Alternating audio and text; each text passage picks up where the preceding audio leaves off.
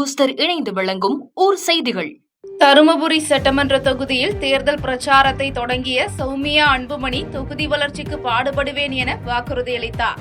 தேசிய ஜனநாயக கூட்டணியின் தருமபுரி சட்டமன்ற தொகுதி பாமக வேட்பாளர் சௌமியா அன்புமணி வெங்கடம்பட்டியில் இருந்து தனது பிரச்சாரத்தை தொடங்கினார். இதனைத் தொடர்ந்து மாதேமங்கலம், குண்டூர், ஆவாரங்காட்டூர், மிட்டாரெட்டி, அல்லி இலலிகம், நார்த்தம்பட்டி ஒன்றியத்திற்கு உட்பட்ட பகுதிகளில் பிரச்சாரம் மேற்கொண்டார். இந்த பிரச்சாரத்தின் போது பேசிய சௌமியா அன்புமணி, தருமபுரி மாவட்டத்தின் நீர் பிரச்சினை காவிரி உபரி நீர் திட்டத்தின் மூலம் சரி செய்யப்படும் என்றும், சிப்காட் தொழிற்சாலைகள் கூடிய விரைவில் செயல்பாட்டுக்கு கொண்டுவரப்பட்டு இளைஞர்களுக்கு வேலைவாய்ப்பை உருவாக்கி தர முடியும் என்றும் தெரிவித்தார். தொடர்ந்து போதைக்கு அடிமையாக இருக்கும் தமிழக இளைஞர்களை காப்பாற்றும் வண்ணம் போதை தடுப்புக்கென சீரிய நடவடிக்கை எடுக்கப்படும் என்றும் உறுதியளித்தார். உறுதி செய்யணும்.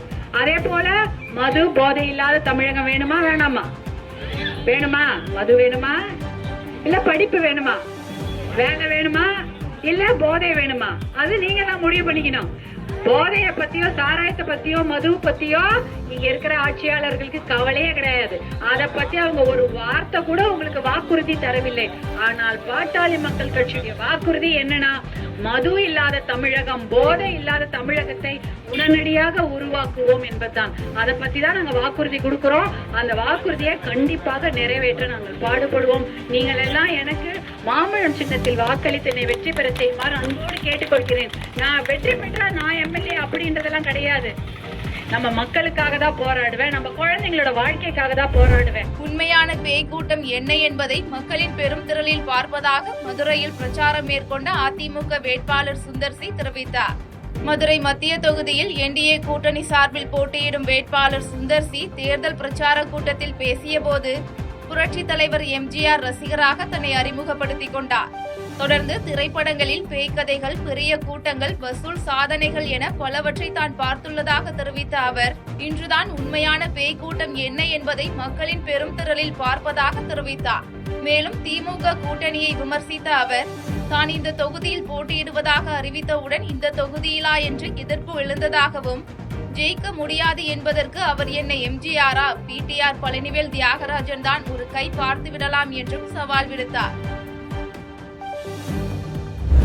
ராணிப்பேட்டை மாவட்டம் சோளிங்கர் சட்டமன்ற தொகுதியில் போட்டியிடும் மதசார்பற்ற முற்போக்கு கூட்டணி காங்கிரஸ் கட்சி வேட்பாளர் முனிரத்னத்தை ஆதரித்து எம்பி கனிமொழி சோளிங்கர் பேருந்து நிலையத்தில் வாக்கு சேகரிப்பில் ஈடுபட்டார். அப்போது திமுக மறுபடியும் ஆட்சி அமைத்தால் மகளிர் தொகை 2000 ரூபாயாக உயர்த்தி வழங்கப்படும் என்றும், கல்லூரியில் பயிலும் மாணவர்களுக்கு வழங்கப்படும் 1000 ரூபாய் நிதித்தொகை 1500 ரூபாயாக வழங்கப்படும் என்றும் உறுதியளித்தார். தொடர்ந்து வேலை தேடும் இளைஞர்களுக்கு பயிற்சியுடன் கூடிய 1000 ரூபாய் வழங்குவதாக உறுதியளித்த அவர், இந்தியா மேக்கிங் என கூறும் மோடி அரசு அதானியையும் அம்பானியையும் வளர்த்ததை தவிர இந்தியாவை வளர்க்கவில்லை என குற்றம் சாட்டினார். இந்த தேர்தல் தமிழ்நாட்டிற்கும் என்டிஏ கூட்டணிக்குமான தேர்தல் என திருவள்ளூர் சட்டமன்ற தொகுதியில் எம்பி கனிமொழி குறிப்பிட்டுள்ளார். உத்தரப்பிரதேசத்துல 58%, தமிழ்நாட்டுல 23%. இந்த 23%மும் இல்லாமல் செய்ய வேண்டும் என்று ஆட்சி நடத்தி கொண்டிருக்கக்கூடியவர்கள் நாம்.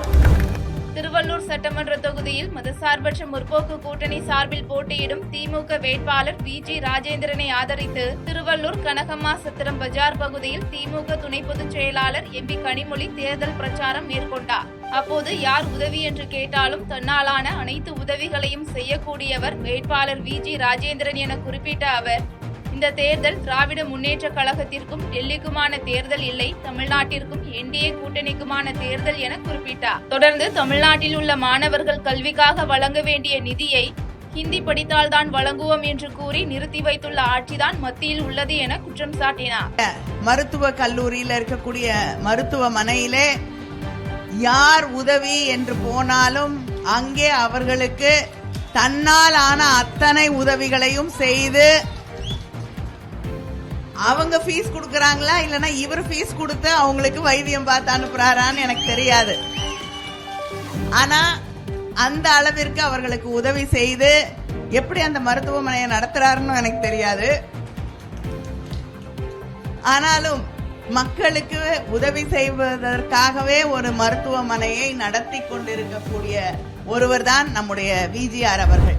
விருதுநகர் மாவட்டம் அருப்புக்கோட்டை சட்டமன்ற தொகுதியில் போட்டியிடும் திமுக வேட்பாளர் அமைச்சர் KKSSR ராமச்சந்திரன் தீவிர வாக்கு சேகரிப்பில் ஈடுபட்டார். அப்போது பேசிய அவர், மக்கள் ஆசியுடன் வரும் தேர்தலில் 10வது முறையாக வெற்றி பெற உள்ளதாகவும், கடந்த சட்டமன்ற தேர்தல் பிரச்சாரத்தில் பெண்கள் முன்வைத்த நீர் பிரச்சனையை தீர்த்த நம்பிக்கையில் இந்த முறை பிரச்சாரம் மேற்கொண்டுள்ளதாகவும் தெரிவித்தார். தொடர்ந்து மகளிர் உரிமை தொகை தேர்தல் முடிந்த பின்பு 2000 ரூபாயாக உயர்த்தி வழங்கப்பட உள்ளது என தெரிவித்த அவர், முதியோர் ஓய்வூதியம் 2000 ரூபாயாகவும், மாற்றுத்திறனாளிகள் ஓய்வூதியம் 2500 ரூபாயாகவும் உயர்த்தி வழங்கப்படும் என உறுதியளித்தார். அவர் தான் ஜீவர் சொச்ச பேர்லாம் சொல்லுவாங்க.